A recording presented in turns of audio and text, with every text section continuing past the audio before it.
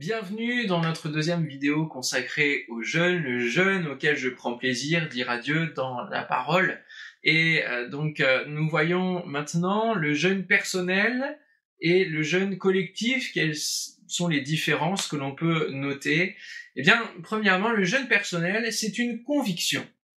Une conviction. On va commencer par lire Matthieu chapitre 6, versets 16 à 18. Lorsque vous jeûnez, ne prenez pas un air triste comme les hypocrites qui se rendent le visage tout défait pour montrer aux hommes qu'ils jeûnent.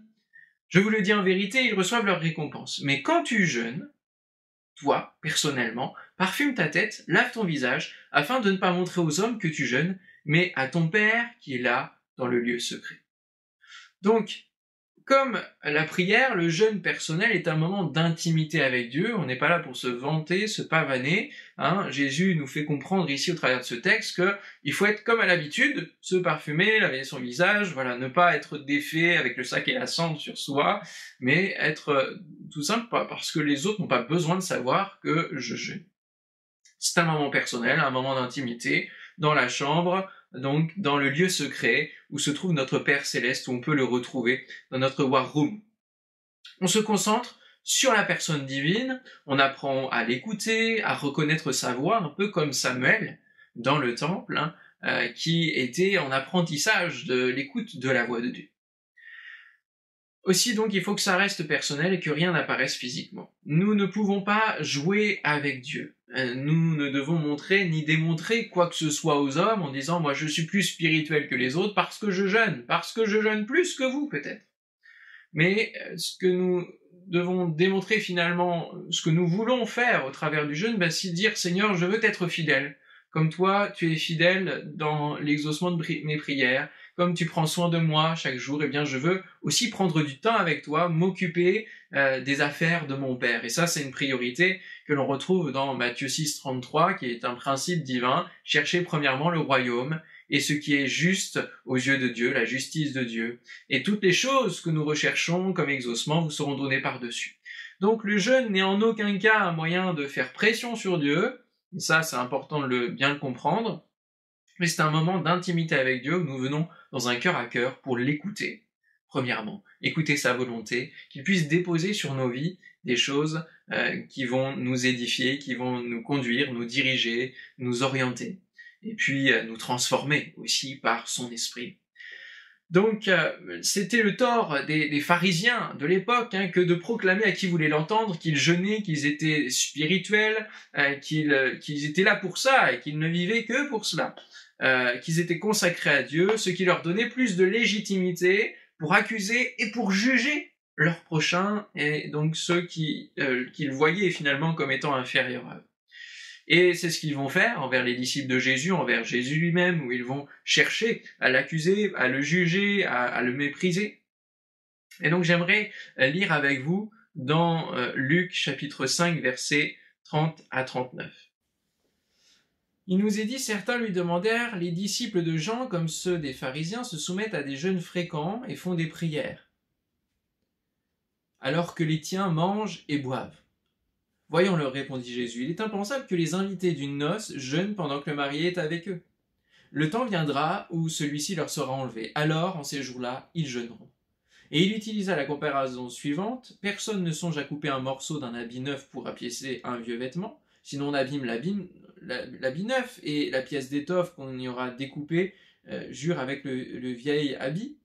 De même, personne ne met dans de vieilles outres du vin qui fermente encore, sinon le vin nouveau les fait éclater, il se répand et les outres sont perdues.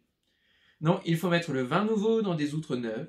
Bien sûr, quand on a bu du vin vieux, on n'en désire pas du nouveau. En effet, on se dit le vieux est meilleur. Alors tout cela ne nous parle pas tout de suite du jeûne, en termes de vin, etc.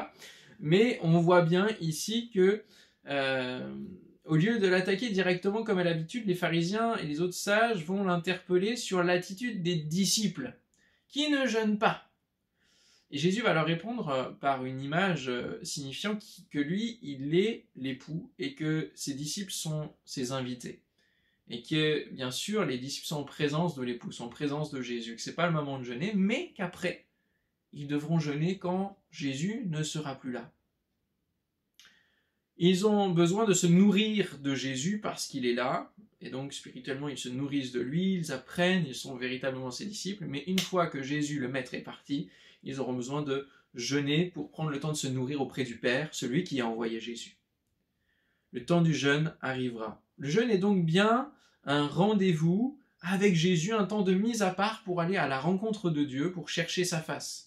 Jésus a bien dit dans la lettre de l'Église à Laodicée, celle des derniers temps, Apocalypse 3,20, « Voici, je me tiens à la porte et je frappe. Si quelqu'un entend ma voix et ouvre la porte, eh bien j'entrerai chez lui, je ferai quoi? Je souperai avec lui et lui avec moi. » Voilà, c'est un temps de... même si tu jeûnes de ton corps, finalement tu te nourris dans ton temps de jeûne, tu te nourris spirituellement. Tu vas prendre un repas avec Jésus au lieu de prendre un repas physique. Pour pouvoir apprendre plus de Dieu et se nourrir, il est bon d'apprendre à jeûner, à quitter la table terrestre pour un temps aller à la table céleste.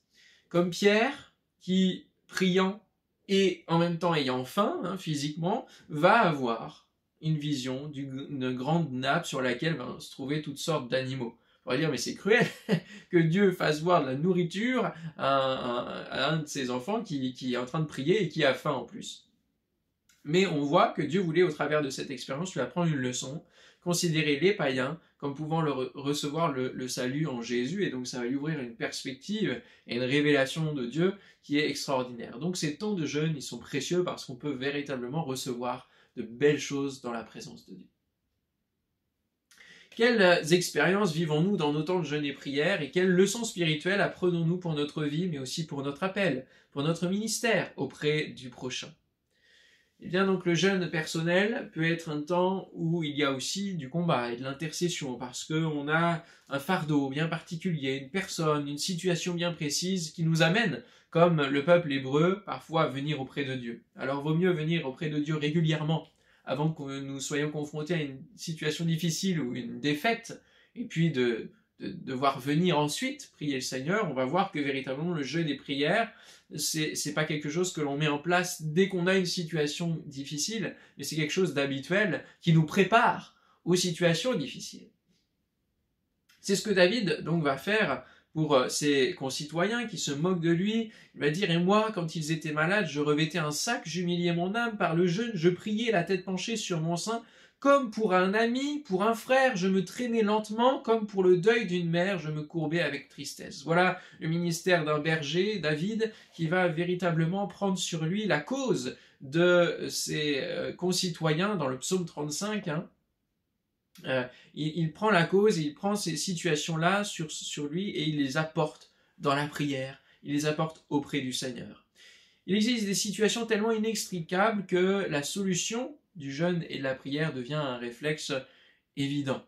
Nous voyons David le faire une autre fois, cette fois-ci pour son propre fils, gravement malade, suite au jugement divin. 2 Samuel 12,16, David pria Dieu pour l'enfant et jeûna. Et quand il rentra, il passa la nuit couché par terre. Alors bien sûr, là, le jugement avait été établi, les choses ne pouvaient pas forcément changer, mais David a quand même pris le temps d'aller de nouveau dans le jeûne et la prière. L'histoire nous raconte donc que ses serviteurs furent étonnés de ce qu'il jeûnait pendant que l'enfant souffrait et qu'il mangeait lorsque l'enfant est mort. Mais l'enfant était mort et ensuite la situation ne pouvait plus changer. Donc la cohérence du bon jeûne se trouve dans la réponse de David à ses serviteurs. Il répondit, « Lorsque l'enfant vivait encore, je jeûnais et je pleurais car je disais, « Qui sait si l'Éternel n'aura pas pitié de moi et si l'enfant ne vivra pas? Maintenant qu'il est mort, pourquoi jeûnerai-je? Puis-je le faire revenir? J'irai vers lui, mais lui, il ne reviendra pas vers moi. » Jeûnons donc pendant qu'il en est temps. Encore temps. Savoir jeûner au bon moment dans l'attente d'un véritable changement dans le cours d'une vie est une clé précieuse. Esdras avait ce réflexe et le jeûne lui a permis d'éviter d'avoir recours à des moyens qui auraient fait sa honte et la honte du Dieu Tout-Puissant.